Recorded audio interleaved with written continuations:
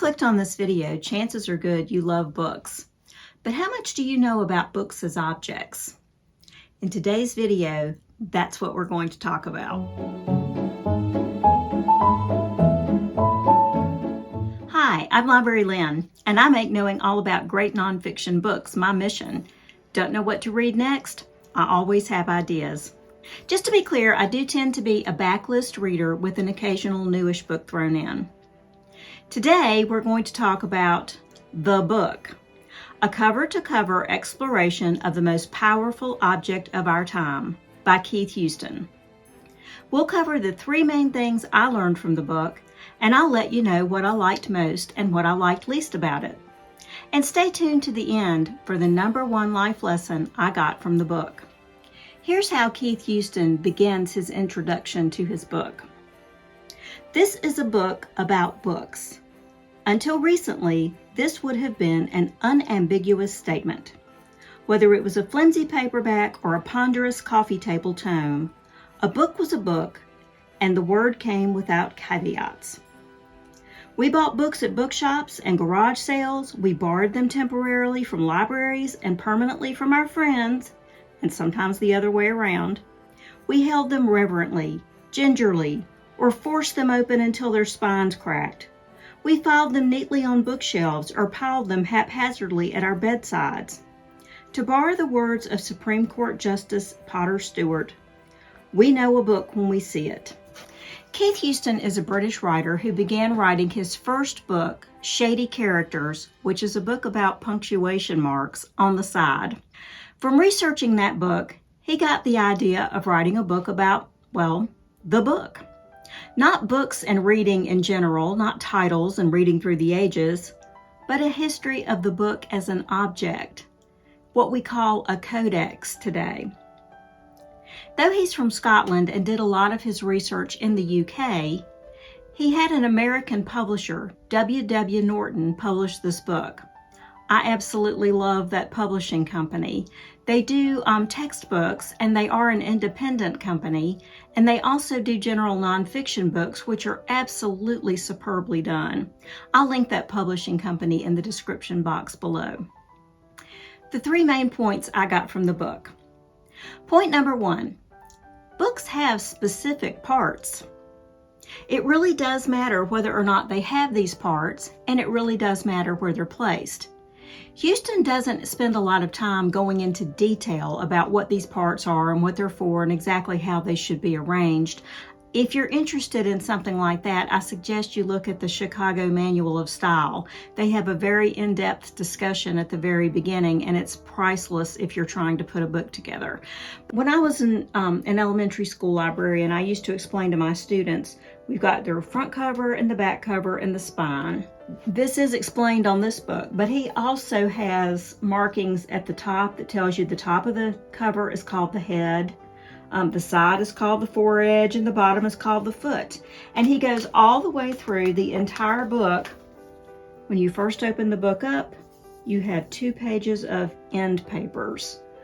He goes all the way through the book and describes every part. And once it's described once, then the descriptions fall away so it won't be distracting. I think this was really a brilliant thing to do. The second thing I learned from the book, it took a long time for us to come up with the paper we use today. Houston discusses how papyrus was first made, how it was rolled up, and the methods that they used to reuse and use it again. You know, when I was in school, we used pencils, and they had erasers, and you erased things. And then later on, when I was in high school and college, we used typewriters, and you used whiteout to erase things. Well, they had methods to do that sort of thing with papyrus, too, and he explains how. I thought it was really interesting. But from papyrus, mankind went on to parchment and vellum. The reason that they switched from papyrus to parchment and vellum was geopolitics. In different battles and disputes that the ancient Romans had with the rest of the world, it's just like today, they did embargoes and things like that. So the ancient Romans for times were cut off from papyrus. Now, that was obviously a big problem for a society like ancient Rome. How were they going to issue their edicts? How were they going to make proclamations? How were they going to keep up with records? And how were scholars going to do their work? So what they came up with was parchment and vellum. And if you don't know, parchment and vellum is animal hides. You scrape the hair off one side, you scrape the tissues off the other, and what you've got left is a pliable, light-colored material that actually can be reused and used as well. Papyrus and vellum became the preferred writing material. So where and when did paper come in? Well, you probably know it came from the Chinese, but do you know how it was developed? Nobody knows for sure, but he really did share some interesting legends and stories surrounding that process. But paper was a game changer with the printing press. You can imagine that it was actually really hard to use vellum and parchment, and it was expensive. Paper was inexpensive, and it worked really well with printing presses if it was thick enough. The first known use of paper in Europe was in 1109, and paper mills in Spain were established by the Moors by the 11th century. But it was generally, paper was considered an inferior product. People preferred vellum and parchment until the printing press came along. The third thing I learned from the book: written communication has been a 5,000-year process, give or take a few hundred years in either direction. Houston takes you from its earliest existence in the Fertile Crescent, the Tigris and Euphrates River area, and those civilizations. He discusses the cuneiform markings that the Sumerians used and how the ancient Egyptians were simultaneously coming up with hieroglyphics and using that to write on the other side of the known world.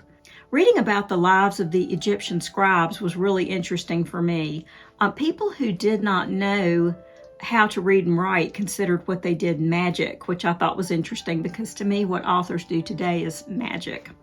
From there, he goes on through the production of inks and how they've developed and different methods and ways of using printing presses, how each type built on another and improvements were made through the years to come up with printing presses as we know them today.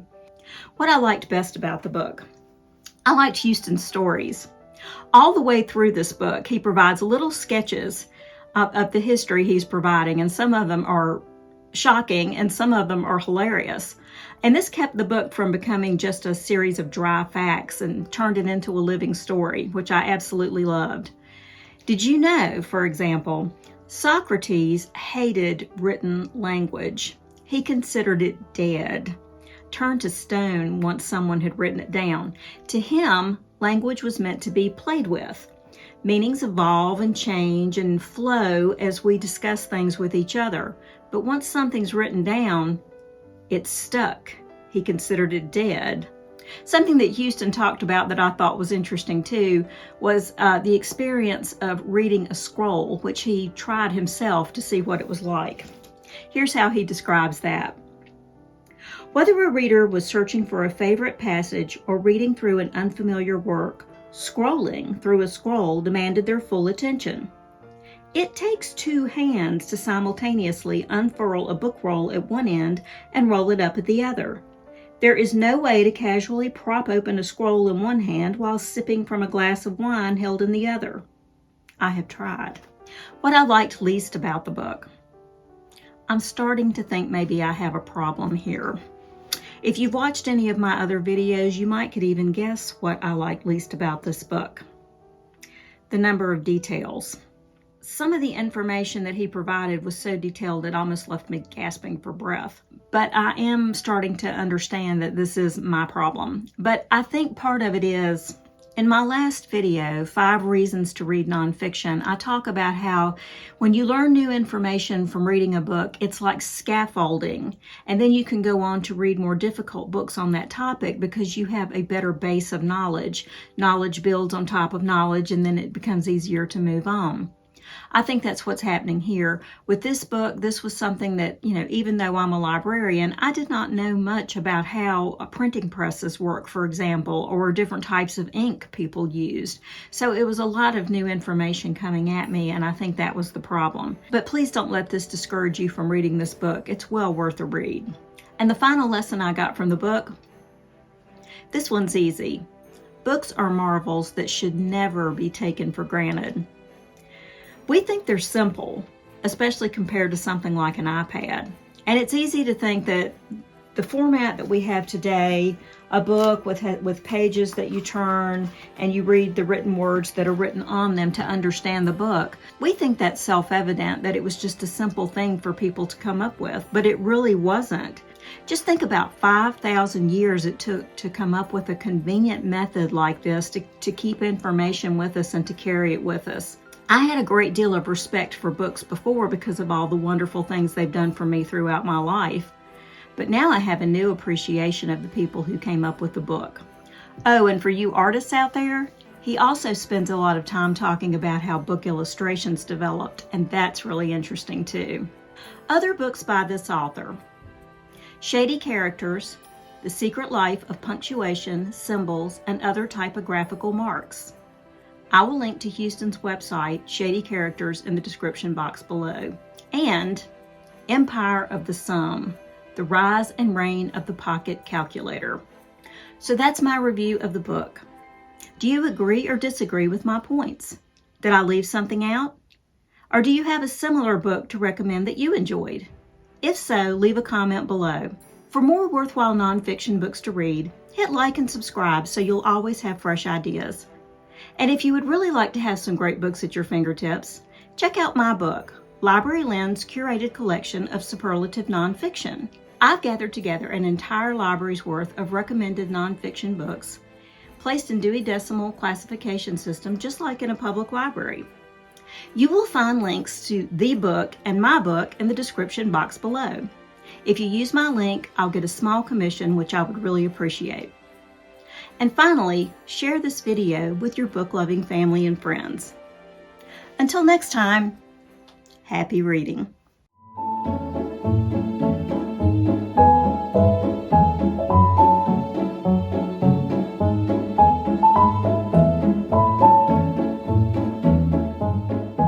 Hi.